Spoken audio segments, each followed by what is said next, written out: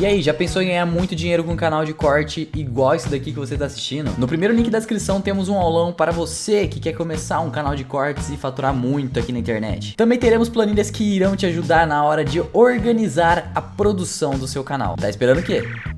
Toda vez que a gente cai no assunto privacidade, a gente tem esses dois lados, né? Mesmo quando não é só pensando no lado de um criminoso acessando a informação. A gente fala muito disso quando está falando do controle das informações pelo Estado. Tem muita gente que defende. Não, o Estado deveria poder ler tudo que eu falo no WhatsApp, porque se tiver um criminoso articulando um atentado, articulando um crime, o Estado vai conseguir intervir e vai conseguir conter esse ataque. Vendo por esse lado, maravilhoso, né? Só que, cara, eu não quero que o Estado tenha acesso ao que eu falo com minha esposa, ou as fotos que ela me manda, ou algo do tipo. Eu tenho que ter direito a essa privacidade. E aí muita gente fala, não, mas quem não deve não teme. Se você está só conversando com sua esposa, não é assim. Não é claro assim. A gente quer ter, tem que ter nosso direito, a nossa intimidade, a nossa privacidade. E querendo ou não, é uma escolha, sim, infelizmente. Eu concordo. Eu gostaria de poder ter um artifício que só a parte de se antecipar crime fosse vista. Mas, infelizmente, isso não existe. Todo o sistema que traz mais privacidade está trazendo privacidade para todo mundo. Seja ele o uso legítimo do cidadão que quer ter o direito de conversar com a sua esposa, trocar o nude ou o que for, seja ele o criminoso que está articulando um crime. Então, não dá para ir por esse caminho. O próprio Snowden mostrou muito disso, né? Com todo o que aconteceu no 11 de setembro. Dá o contexto pra gente do Snowden. No pós-11 de setembro, né? A justificativa, né? Foi a justificativa. Não, a gente precisa ter mais controle, precisa conter terrorismo, precisa... Então, vamos controlar. Começou a ter o controle massivo nos Estados Unidos. E o Snowden fazia parte... Monitoramento da população em geral. Tudo que a gente tinha como a privacidade ideal caiu por terra com todos os esquemas que eles tinham ali, basicamente. E o Snowden via isso acontecendo e fazia parte, inclusive, desses programas de monitorar dados de forma massiva, e ele se incomodou em um momento e acabou expondo isso. E de novo, a gente cai nessa questão. Então, existia Mas qual foi a repercussão na época? Nossa, não sabiam, né? Isso foi revelado faz 3 anos. Ele teve que sair dos Estados Unidos, ele contou toda a história dele e tudo mais, expôs documentos, então várias coisas que a gente via como segurança ideal, eles tinham um quezinho ali, seja por parceria com as telecom, seja... Eles davam um jeito. Então, o modelo ideal da segurança continuava sendo aplicado, mas eles tinham uma passagenzinha por trás. E eles adotavam um controle, assim, surreal, a ponto de que, cara, se eles quisessem ter acesso a qualquer dado de qualquer cidadão, eles tinham, invadindo a intimidade de todo mundo. E aí que começa o problema, porque, de novo, se isso fosse ser usado só para fins de investigação policial, beleza. Mas não é. Quando o controle é muito grande, quando o poder de controle é muito grande, sempre dá merda. Quando a gente está falando isso, a gente está falando de diferenças entre direitos coletivos e individuais. E, na verdade, para traduzir, não vou entrar para o juridiquês por óbvio, precisa ter o equilíbrio. O Estado, né, os agentes de controle, polícia, etc., ela tem o limite de invasão daquela privacidade que pode ser quebrada por ordem judicial ou até por lei que determine previamente. Agora, isso interrompe-se a partir de um momento. Aquilo extrapola a lei, mesmo sendo o Estado te vigiando. Mas eu não devo nada. Esse argumento não funciona. Não é porque você não deve nada que você não deve ter privacidade ou intimidade. Até porque isso é uma garantia na Constituição. Prevalece ao poder do Estado. Então, é um equilíbrio que tem que procurar, que seria qual? Até que ponto o Estado pode monitorar a sua população, porque ali terão criminosos, e isso vai inibir as condutas ou vai ajudar na investigação. Agora, qual é exatamente esse meio termo que a gente está tentando Mas não parece uma batalha meio perdida, assim? A gente não tem mais como ter aquela privacidade de antes. Parece que não. Parece que já foi, né? Porque todo mundo clama por câmera na rua, câmera não sei aonde. Colocar mais câmeras. E aí? Você está perdendo a privacidade. Sim. Quando você entra numa rede social para usar ela de graça, você está dando a eles acesso a seus dados pessoais. Perfeito.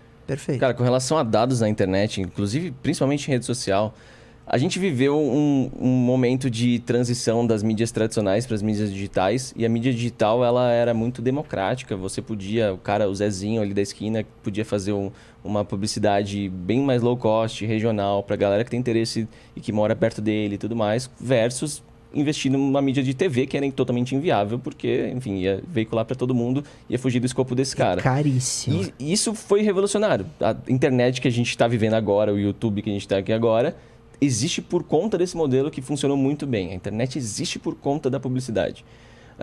Só que a gente mesmo? acabou... Ela, se não tivesse a publicidade, ela não teria virado o que ela virou? Não teria, porque é o modelo de monetização de praticamente tudo que a gente usa na internet hoje, né? A gente não paga no começo lá, a gente pagava o portal X para ler as notícias e tal. Pagar, né? Hoje, cara, você simplesmente está monetizando o modelo de negócio desse portal é basicamente o usuário que está lendo ali com frequência, vendo as publicidades. Você é o produto, né? Exato. Só que, cara, se você for ver a segmentação, né? Porque cada vez o tesão da coisa tá aí, né? A grande sacada da coisa tá aí. É você conseguir aquela segmentação perfeita. É você mostrar o anúncio pro cara que tem maior potencial de clicar. Não gastar munição à toa, né? Exato. E para isso, quanto mais o algoritmo te conhecer, refinado, mais ele vai acertar. Direto a gente fala assim, muita gente fala, não, eu tenho certeza que o negócio tá me monitorando. E não necessariamente está te monitorando no dia a dia ouvindo. Ele está prevendo, cara. Para você ver quão previsível o nosso comportamento é. Às vezes nem pra gente mas pro algoritmo já foi, sabe? Você tá postando que o seu filho nasceu, entendeu? Então, às vezes, sei lá, falar que eu fui no restaurante X, pra mim, só significa que eu fui no restaurante X. Pro algoritmo, isso somado com todos os seus comportamentos... Já e outras pessoas que vão naquele mesmo restaurante, já permite concluir uma outra coisa sobre você. Então, eu acho que assim, o grande problema é que a gente foi longe demais. Acho que o mercado viu o potencial disso e investiu em mais medidas que tornassem isso cada vez mais possível, cada vez mais assertivo. Inteligência artificial que aprendesse isso de uma forma absurda, né? Sugasse da sua privacidade absolutamente tudo que fosse atenção, possível. Né? Você já entrou na página de publicar um anúncio no Facebook? Já, claro. A quantidade de segmentação disponível é bizarra. É bizarra. E aí, então, a gente acabou indo longe demais nisso. Se você for ver a questão do Cambridge Analytica, né, das eleições do Trump, eles faziam campanhas perfeitas de pegar o psicológico de um grupo tal e conseguir colocar a mídia perfeita para impactar aquelas pessoas com base em toda a segmentação que estava disponível para eles e de estudos que eles tiveram com dados da internet. Então, aqui a gente começa a ver aquilo de, putz, a gente foi longe demais. Então, a gente vai precisar voltar. Mas como volta? Aí entra leis, aí entra um monte de questões, mas será que dá? A gente vai... Porque a pergunta, Vilela, é o seguinte, você não paga para usar rede social, Facebook. Ok, só que eles invadem a sua vida. O quanto você pagaria por mês para não informar nada da sua privacidade? Quanto custa isso? Tem gente que vai falar, eu pagaria R$5 por mês, R$10 por mês, R$1 por mês, mas nunca nenhum valor dado vai conseguir ser suficiente como pagamento com os nossos dados. É muito mais interessante e mais valioso para a empresa. Vale dizer, essa balança está totalmente desequilibrada, porque os usuários estão sendo prejudicados e as empresas, Pato falou, não tinha lei. As empresas falaram, não tem limite, vamos para cima. Quanto mais a gente conhecer, melhor para o nosso negócio, melhor para essas empresas anunciantes e mais dinheiro a gente ganha. Você acha que o Facebook tem valor de mercado estipulado em 700 bilhões de dólares. Sim, senhor. O Facebook tem valor estipulado de 700 bi de dólares, sem nunca ter cobrado R$1 de um usuário.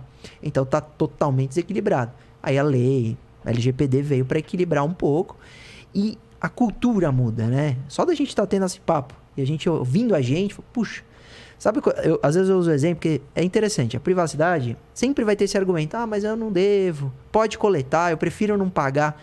Esse indivíduo, ele só vai entender a importância desse dado dele quando, eu vou dar 2 exemplos, tá? Primeiro, o mais comum, quando a mãe dele receber no WhatsApp uma mensagem dizendo, oi mãe, é o Joãozinho, esse filho aí que não disse que tá nem aí para coletar dados, é o Joãozinho, mudei de número, preciso de um empréstimo, você me deposita? Ele vai falar, pô, como eles sabiam quem era minha mãe e o número da minha mãe e o nome da minha mãe? Vazamento de dados pessoais, graças a uma coleta exagerada. E outro exemplo seria, que ser humano gostaria que vazasse o pagamento de cartão de crédito nos motéis do mundo? Se alguém falar, não tem problema, deixa vazar. Eu diria que uma porcentagem de empresários aí, que tem família, já ficariam muito preocupados com essa informação. Eu acho que o Lene não gostaria que essa mensagem fosse divulgada. Lene, você tá de consciência tranquila ou pode divulgar? Pode vazar? Pode vazar? Pode vazar. Tranquilo? Tranquilo. Então é legal esse exemplo, porque não significa que o indivíduo traiu ou pulou a cerca.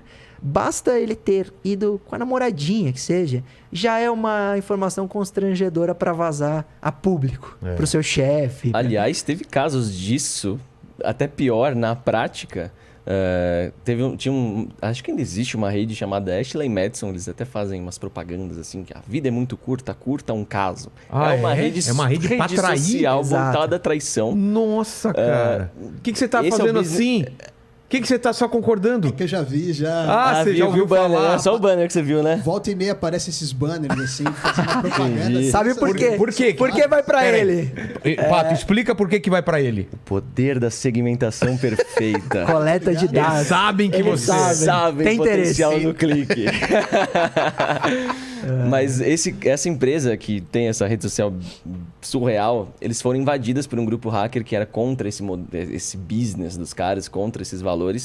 E os caras vazaram, o grupo hacker começou a pressionar o CEO, você vai ter que tirar esse produto do ar. Eles tinham vários outros produtos, mas esse você vai ter que tirar do ar e tal, senão eu vou começar a vazar suas coisas. Começou a vazar e-mail do CEO, começou a vazar arquivos de sistema do produto deles. O cara não recuou. O cara vazou, os hackers vazaram a base de dados inteira do site. E nessa base de dados tinha todo mundo que já se cadastrou ali. E o que é pior, eles tinham um business model bizarro de que se você foi lá, se cadastrou, conheceu alguém, fez o que fez, você ia querer tirar seus rastros. Então eles cobravam para você poder excluir seu perfil. Então algumas pessoas iam lá e pagavam ali uma quantia para poder garantir que o perfil dele estava fora. Só que esses perfis continuavam constando na base de dados que foi vazada.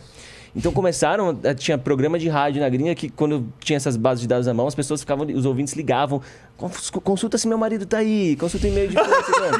Nesse nível. E aí subiram sites que já era para você pesquisar se fulano, ciclano tinha, você colocava o nome ou e-mail e aparecia se estava na base. Começaram a ver quais e-mails .gov estavam lá e fazer matéria em cima disso.